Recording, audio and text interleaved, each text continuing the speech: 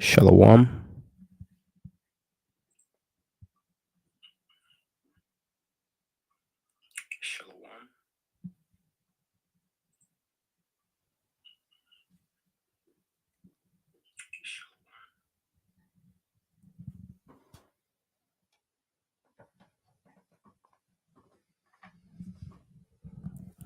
Hey, shalom.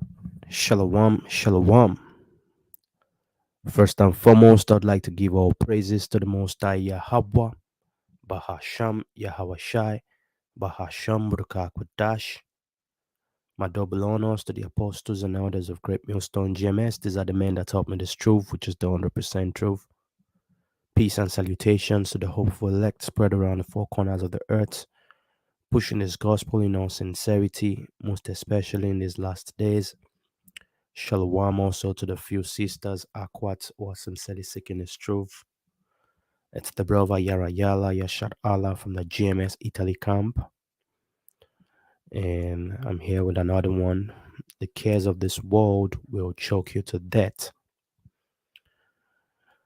Well, first and foremost, I'd like to, apologize for not having, put out any video in these past few days where I was really down bad. Really, really down bad. I'm still recovering. And it turns out that I got positive in that big C thing, according to what they say, you know but I've been taking my herbs, and I feel much better, in which these herbs are actually the true medicines that are created by the Most High Yahweh Shem Shai. The first day I was actually really, really down bad. I couldn't even stand on my feet, and I just managed to put together some herbs, which I had bay leaf, I had ginger, I had turmeric, I had um, cloves, um, I had some moringa, some ashwagandha, um, I added a little bit of ascorbic acid, and and some other things I can't even remember. I just did like a bomb. I drank it and I felt real good, real immediately. Like after 20 minutes, I was already good. You know, only that I had some slight headache. So I'm actually on quarantine. You know, and tomorrow I wouldn't be able to go out to do the street teaching, but I'll be doing my teaching from here at home. I'll be doing my sit down, and during the week, if the Most High Yahweh Shem Yahushai permits me, I'll go out to do my teaching. So, as you can see, the title of the lesson, The Cares of This World Will Choke You to Death. And many people don't really understand the graveness of this word that I just said, because, speaking out of experience, there are certain people that I know that, you know, they got a Salakia, excuse me. There's certain people I know, they got families, they got their businesses, they got life going for them, in which it's not a bad thing to have a family. It's not a bad thing to have a child. It's not a bad thing to have a wife, you know. But you just need to, if you're a man, you really need to be a man. You really need to play that position of a husband, of a leader for your family. And we get lots of examples, from various elders, various apostles who have wives and children in this truth. And what they always pray for is the Most High to protect they and their families. But these men are not going all hell crazy because of they have families. They're going to take certain decisions that they're not meant to take. So unlike many people in the world, like I'll just take example for someone I know. This individual actually he still kind of like believes that in some kind of future in this place, still kind of like, seriously believe in some kind of future where children are going to grow older, blah, blah, blah, get married and have some other generation or something. And this person is not like this person hasn't received the truth, the person, the seed has been planted, but, the worries of this life, the cares of this life are choking the living life out of him without he knowing. So anytime we speak, I always try to, remind them, be like, hey, we're not going to be here for too long. We are not going to be here for too long. So, start preparing your mind, start preparing yourself. So I am going to start from the book of Matthew.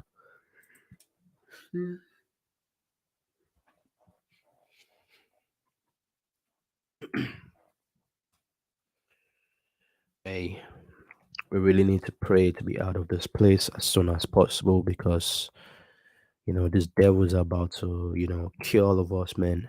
Everywhere is corrupted, everything is corrupted, the food, the water, the air we breathe in. This is a living hell. That's why we're praying for the kingdom of heaven to come because these devils, they've done destroyed everything, man. You know, even before I got healed, before I got sick, I came out and I looked up in the sky and I saw like I can't really tell. I have the video on my phone. You know, you have all these planes. Not one, not two, not three, not four, not five. I don't know. They were going to and fro, spraying the chemtrails in my area where I live. They were just spraying these chemtrails unceasingly. And I picked up the phone, I recorded the sky, and I sent it to the brother Kalam, and I was like, man, what's your area like over here, man? They're spraying these chemtrails like something else, man. They really need the numbers, increased. We're about to get into that time in which they would need another lockdown. And the brother told me that it was the same in his area too, that they have this thing sprayed, man, heavily. And guess what? Guess what? The next day it rained because these devils, they actually control, they manipulate the weather and all that. You know, they know when it's going to rain, so the rain is going to bring down the chemicals that they sprayed, you know, and get people sick. And me on that night, because I always like to stay chilled, cold, stay cool. You know, I forgot to close my windows because whenever I see this chemtrails being sprayed, I always close my window. So I forgot to close the window, and I woke up in the midnight already with sore throat and all that. So the next day, that's how I started falling sick. Until day before yesterday was really heavy, man. I couldn't even stand on my feet. So you see, this place is done, man. We can't continue to live this kind of life here. That's why, the true followers of the Most High Yahweh Shem Yahushai, they don't give a heck about their riches. They don't give a heck about their society, their social status that they have here. They don't give a heck about nothing, man. They're all about praying for the kingdom to come. And remember, eyes have not seen, neither have ears heard what the Most High Yahweh Shem Yahushai has prepared for those who love Him. You see, you can't get, you can't. This the so-called white man, he has given you everything he wants to give you. The so-called good times, it's all past. Now it's all time for sorrows, and it's only going to get worse from here. Hey, shalom to the dear sister Badana Bala. Shalom to the brother Kazak Ban Yahawada, brother Helda, Yahawba Sham Yahushaba Sham Kakudash Barakata. Hey, shalom to all the people who are tuned in, watching Yahawba Sham Yahushaba Sham Kakudash Barakatam. So you see, if you're in the right state of mind, you'll be praying for the kingdom to come, and we should be out of this place. So, hey, I've been doing too much talking. Let's get the scriptures. Um,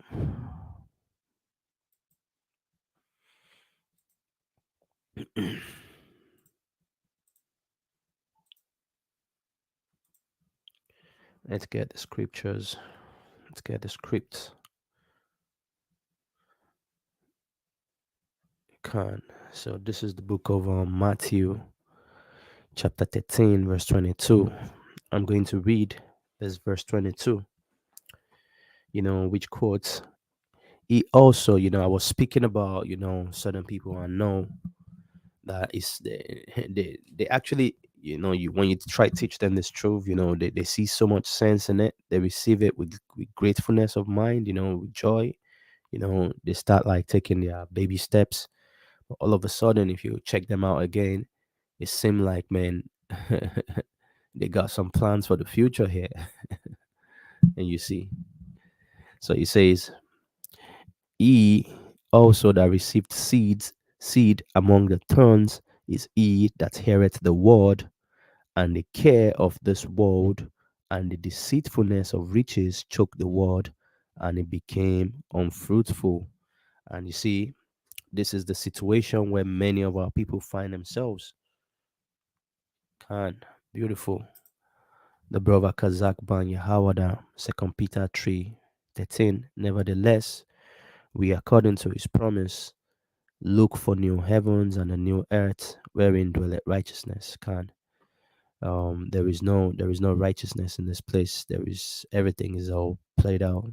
It's all filth. You get poisoned by your food, by water, by everything. The devil is right here. We can't have righteousness if these devils are still around. They need people in their right position, which is slavery, hardcore slavery. Then they have to get instinct, man, because these people are not good for no life. The book of Proverbs 27:12. A prudent man foreseeth the evil and hideth himself, but the simple pass on and are punished. Can. That's the situation of many of our people. So reading on, it says, he also that received seed among the thorns is he that heareth the word.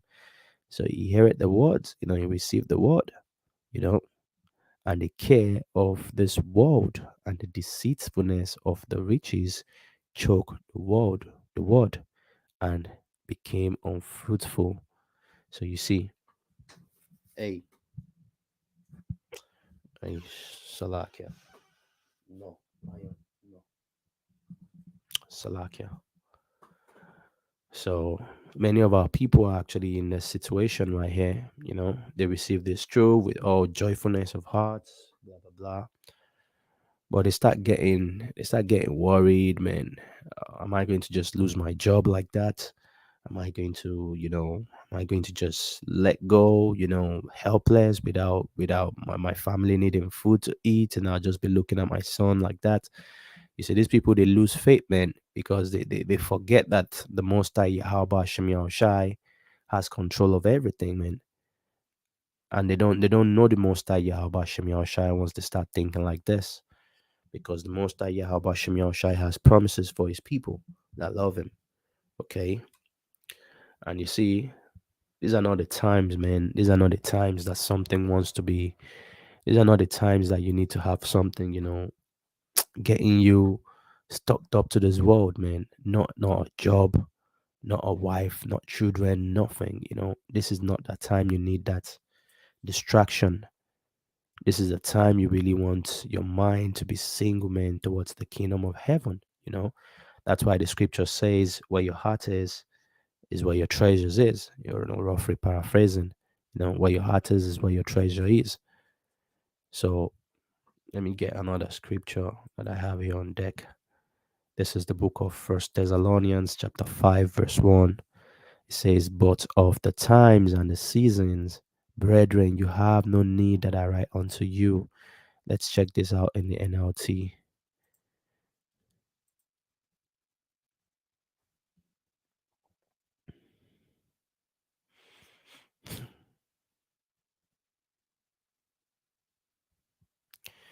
And it says, now concerning how and when all this will happen, dear brothers and sisters, we don't really need to write to you. For you quite know well that the day of the Lord Yahweh Shem Shai's return will come unexpectedly like a thief in the night. You know, when people are saying everything is peaceful and secure, then disaster will fall on them as suddenly as a pregnant woman's labor pain begins. there will be no escape. You see, so you really need to be watching carefully because lots of things are really about to go down. The other day I was watching. The other day I was watching. Hey, shalom to all the people with beautiful precepts, man. Hey, I'll check them out real soon. The other day I was watching a video the other Apostle Tahari posted about a hack that had this vision, and in the vision, you know, it kind of like saw the time of Jacob's trouble. There was a whole lot of looting, no energy, nothing, and there were lots of killings. But you see, the Most High Yahweh Hashem Yahushai stood for him and his family. The Most High did different miracles and took care of him and his family. The Most High had an angel in form of, another elder, which the word angel is a messenger, come bring them food when they needed food, you know. So all praises to the Most High Yahweh Hashem Yahushai. You really need to trust in the power of the Most High Yahweh Hashem Yahushai in the times to come, because we are actually about to step feet into that dark winter. I don't know about y'all in Babylon the Great, but I know it's the same pace. But here in Europe, man, Europe is fucked, man. Hey, permit my Italian. Europe is fucked. Okay. Europe is fucked because right now we're actually making use of our reserve. The Russians have closed the tap. They've locked up the tap. No more gas is coming in. And remember, if you're using from the reserve and you're not replacing what's in the reserve, before you know it, the reserve gets empty. And that's what is about to come. And that's that scripture in the book of Second Esdras that says, suddenly the sown places shall appear unsown. Okay. And this is that time we're about to get into. The brother Kazak Ban Yahawada, if you can please put that precept from the book of Second Esdras, that suddenly the sown can. That's a beautiful Tawada. The book of Second Esdras 6:22, it says, and suddenly shall the sown places appear unsown.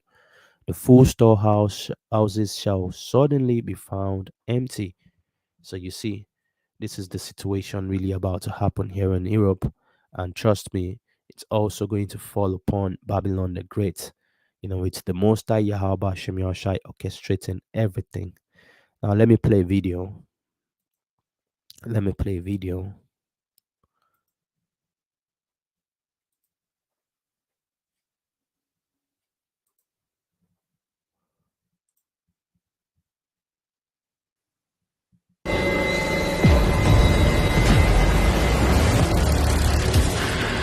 Do you find the dark unsettling? Have you ever watched the big game on your refrigerator? With all the conveniences of modern living available in your pocket or at the press of a button, you have to wonder, what if Earth lost power for a week? Could you communicate with the rest of the world? How much would it cost to restore the power? And would there be complete anarchy? This is What If, and here's what would happen if Earth lost power for 7 days. In 2019, a massive power outage crippled Venezuela, leaving the South American country in shambles. Armed biker gangs roamed the streets, policing the citizens at gunpoint. Hospitals were left without power, and ransacked supermarkets were left bare. But what if the power went out worldwide and stayed off for a week? Would our global infrastructure collapse too? The United States Energy Information Agency estimates that in 2015, humans used about 575 quadrillion British thermal units of energy. With about 7.3 billion people on Earth, that's enough energy for each of us to have 78 million BTUs. So, if a geomagnetic storm swept our entire planet, there's no doubt there would be massive upheaval of social norms. This event, dubbed a black sky hazard, would take out all our communication networks. The storm, caused by coronal mass ejected from the sun, would propel electromagnetic energy at our planet at the speed of light. The excited particles in the upper atmosphere would disrupt radio signals used by satellites. You wouldn't be able to contact your friends and relatives who live further away. Your cell phone may be fully charged, but without an active network, you'd essentially be holding a paperweight. In the beginning, you might not even realize that the outage is global. You may even enjoy the first night, since there wouldn't be any electronic distractions and you'd have a clear view of the night sky. But there would be a cost. 30 minutes after the initial hit, a wave of electrons and protons would follow, damaging the electronic circuits in satellites. This deadly dose of radiation could also threaten astronauts in orbit or passengers in high-flying aircraft. Many of our satellites need spaceflight operators on Earth to control their courses. With no one at the helm, satellites could crash into space debris or each other. Meanwhile, back on Earth, hospitals could face catastrophic effects from the power outage. The energy currents produced by a geomagnetic storm could induce power lines to destabilize the grid's operation. This massive surge could destroy transformers around the world. The best backup generators are only able to provide about 24 hours of power, so intensive care units across the world would suffer tremendous losses. Ventilators wouldn't function, and medical staff would have to use manual devices like rubber lungs to keep patients alive. People who need dialysis would go without it, and doctors would have to make difficult choices about people's lives. And power plants across the world would fail. Whether they're fueled by coal, natural gas, or nuclear fission, it could take days or even weeks to restore them to full capacity. The cooling systems of nuclear reactors would fail, and total nuclear meltdowns would happen. It could take weeks to restore Europe's massive interconnected power grid, which supplies energy to over 24 countries and 400 million customers. And none of this includes the cost in dollars, assuming that we'd still be using money once the power comes back. When 2 million customers in California lost power for 2 days, the U.S. Department of Energy estimated it cost the economy around $2.5 billion. According to the U.S. Department of Energy, 33% of American businesses could lose $20,000 to $500,000. With the banks shut down, you wouldn't be able to access the cash in your accounts. Let's hope you kept a little savings in your piggy bank. But the stores have limited stocks of items, and without cash registers and payment systems, things could get ugly fast. The masses could grow restless and take these essential items by force if it means keeping their families alive. So, with chaos reigning in the streets, could you drive away to the woods? Well, unless your car has a full tank, you won't be getting far. Gas pumps wouldn't be functioning. Traffic lights wouldn't work, and the roads could turn into a demolition derby. But it's not just your car at risk.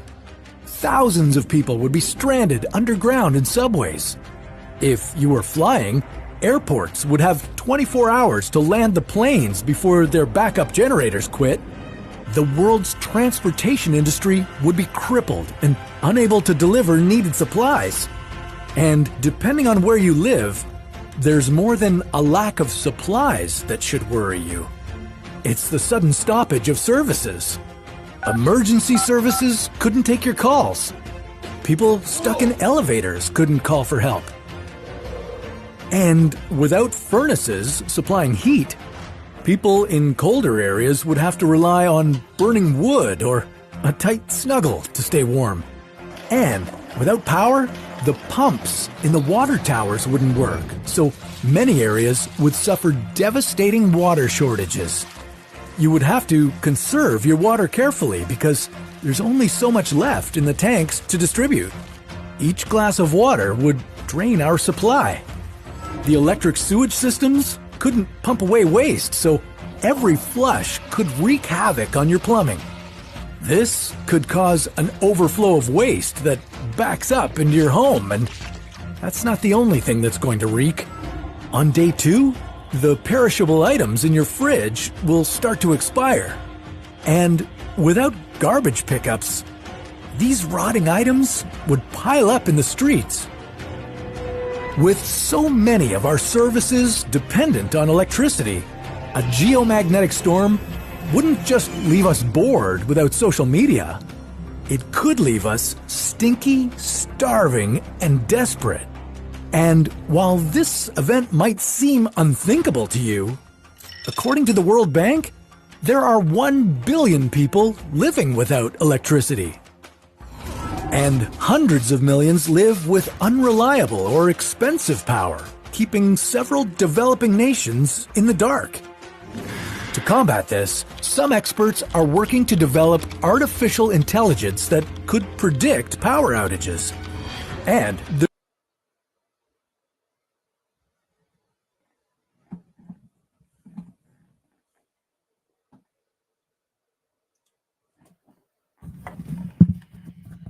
So as you can see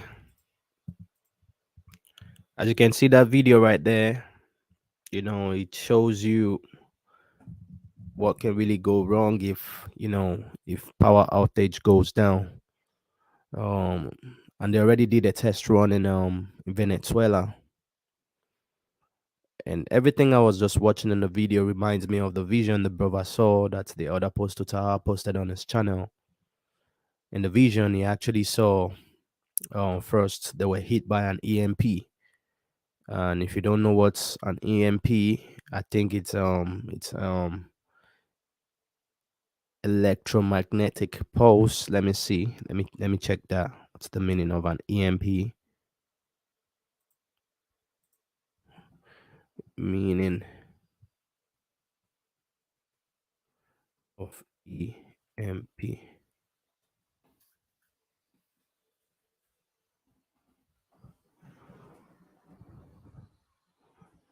See, electromagnetic pulse. I was right. So he saw America being hit by an EMP, and it caused a whole lot of chaos. No food, everything started getting bad. The people that had food, they had people looting their houses, killing for foods. And this is what's just going to go on, because the elites, they actually want this. They want that purge. They want you to reduce the number of population by yourself, so they're going to create the situation for all this. You see, when the Bible tells you about a time like never before, you really need to get ready. You absolutely have to get ready. And this is not the time you want to be setting your heart on certain things, because everything is going down. And you see, this EMP is going to be a beautiful way, because according to what I believe, looking at what's going on, what they're going to do is, um now it's going to get this energy crisis is going to get to a certain point in which people would not be able to help it anymore. There will be really scarcity, and the people would want to begin an uprising. Then all of a sudden they're going to come in with this EMP, which this EMP is going to take away all energy and everything, and add salt into the insult. And what's going to happen? There's going to be a state of chaos. The powers that be are just going to stay back and watch people kill themselves. Watch all different crimes. In the city of Chicago, they're already telling you for certain crimes they wouldn't be arresting the people for certain crimes. So they're preparing that platform, and at that time when the EMP comes, all your, what do you call it, your all the money you have saved in your account and all that, it's all going to be turned to zero, man. That's when they'll usher in, or automatically the new CBDC, the digital money, which how they're going to imply it. It's going to be through the grain of rice that's going to be inserted under your skin, because at that time they would want to identify everybody. They start pointing fingers to their enemies, Russia, blah, blah, blah, blah. Then it's going to get to a point that Russia wouldn't be able to stand this anymore. The Most High Yahweh Shem Yahshua will put the spirit in Russia, and and the rest of other nations that with Russia, they're going to storm America with them nuclear bombs, man, and bring America down. We are actually at that time, man. Don't be deceived. Don't let the worries of this world, you know, don't let them take you, man. I'm going to read the precept this brought of both the brother Kazagwa and Yahweh. Second Esdras 15:14 says, "Woe to the world and them that dwell therein. For the sword and their destruction draweth nigh, and one people shall stand up and fight against another, and sword in their hands." You know, you say, "For there shall be sedition among men, and invading one another, they shall not regard their kings nor princes, and the cause of their actions shall stand in their power. A man shall desire to go into a city and shall not be able, for because of their pride the cities shall be troubled, and the houses shall be destroyed, and men shall be afraid." As a matter of fact, in that brother's in the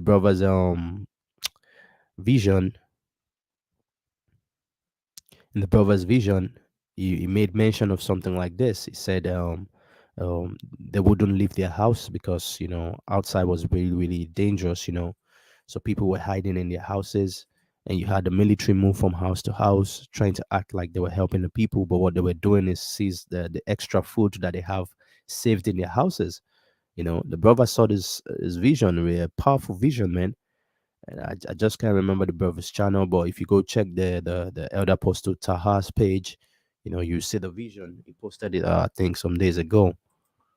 So this is verse 19: "A man shall have no pity upon his neighbor, but shall destroy their houses with the sword, and spoil their goods because of the lack of bread and for great tribulation." Hey, we're stepping into these times, man. We are stepping into these times.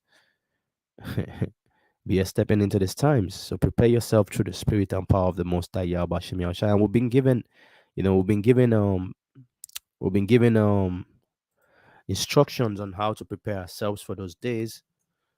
Let's get the book of First Corinthians 7,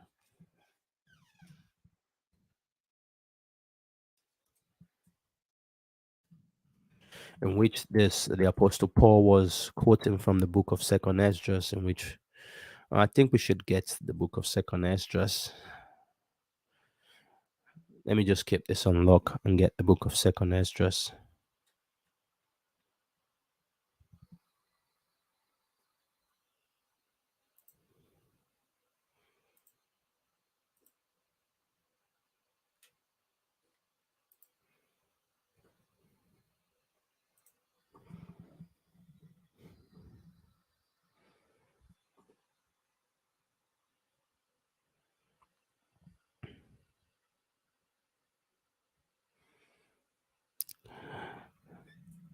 This is the book.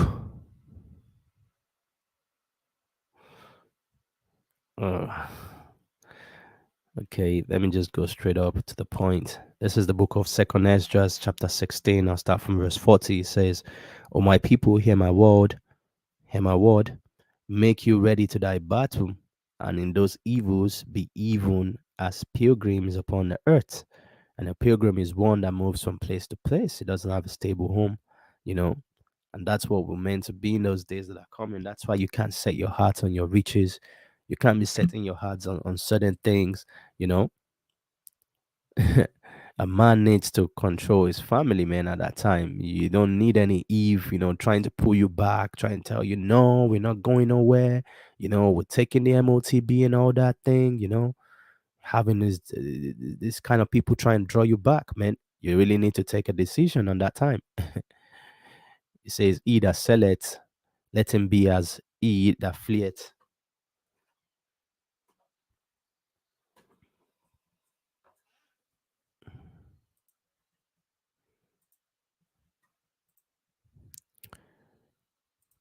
It says, he that selleth, let him be as he that fleeth away, and he that buyeth as one that will lose. So you see, your job and all that, it's not something it's not something you should put as your priority. It says, he that occupieth merchandise as he that hath no profit by it, and he that buildeth as he that shall not dwell therein. You can't be compromising your salvation with certain things of this place. This place is all going to be destroyed, man. Okay. He that soweth as if he should not reap, so also he that planteth the vineyard as he that shall not gather the grape. They, check this out, they that marry as they that shall get no children, and they that marry not as the widowers. And therefore they that labor in vain. Check this out. For strangers shall reap their fruits and spoil their goods, overthrow their houses, and take their children captives. For in captivity and famine shall they get children. And they that occupy their merchandise with robbery, the more they deck their cities, their houses, their possessions, and their own persons, the more will I be angry with them for their sins, said the Lord Yahweh Shem Yahushai. So you see, in this time, we really want to be, fully focused on the kingdom, man. You know, we don't want to be carried away by anything. And this is what the Apostle Paul has to say. 1 Corinthians 7:29. But this I say, brethren, the time is short. It remaineth that both they that have wives be as though they had none, and they that weep as though they wept not, and they that rejoice as though they rejoice not, and they that buy as though they possess not, and they that use this word as not abusing it. For the fashion of this world passeth away. But I would not, but I would have you without carefulness. He that is unmarried careth for the things that belongeth to the Most High Yahweh Shem Yahushai, how he may please the Lord Yahweh Shem Yahushai. But he that is married careth for the things that are of this world, how he may please his wife. There is difference always also between a wife and a virgin. The unmarried woman careth for the things of the Most High Yahweh Shem Yahushai, that she may be holy both in body and in spirit. But she that is married careth for the things of the world, how she may please her husband. That's why the Apostle Paul says, if it were possible, that we remain eunuchs, you know, because you don't want any distraction in the times to come. It says, and this I speak for your own profit, not that I may cast a snare upon you, but for that which is comely, and that ye may attend upon Yahweh Hashem Yahushai without distraction. So you see, we're stepping into that time, really, into that time that, we don't need no distractions, man. Don't let the cares of this world choke the living life out of you, man. You know, let me just get a few precepts and I'll close on this lesson. I don't intend it to be too long. Khan. This is Isaiah 40:31 by the brother Kazak Ban Yahawada. But they that wait upon Yahweh Shem Yahushai shall renew their strength. They shall mount upon their wings as eagles. They shall run and be not weary, and they shall walk and not faint. These are the powers that the Most High Yahweh Shem Yahushai has promised to give us, man. We're going to fly like eagles, man.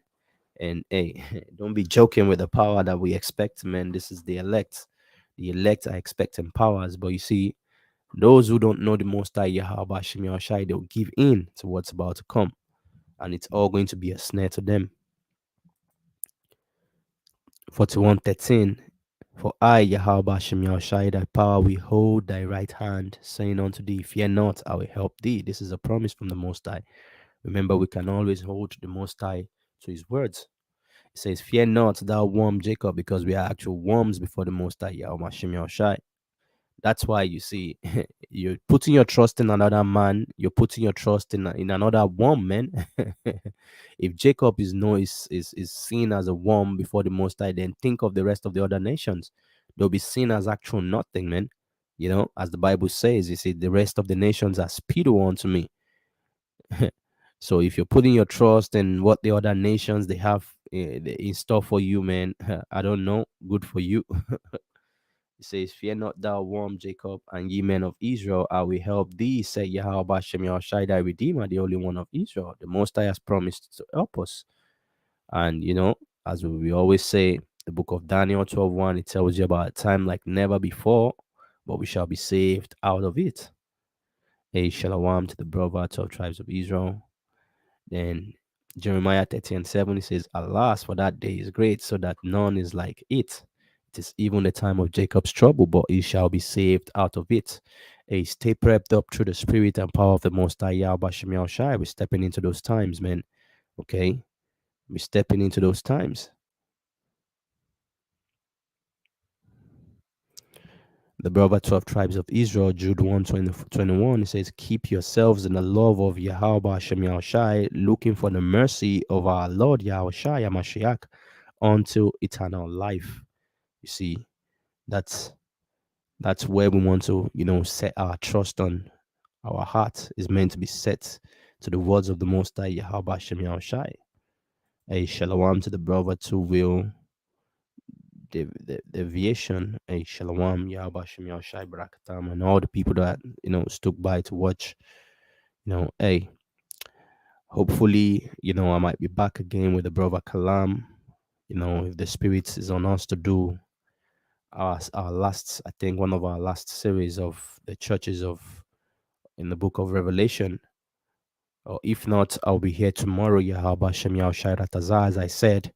I'll not be going out to teach tomorrow because I am on quarantine, so I can't go out to teach tomorrow.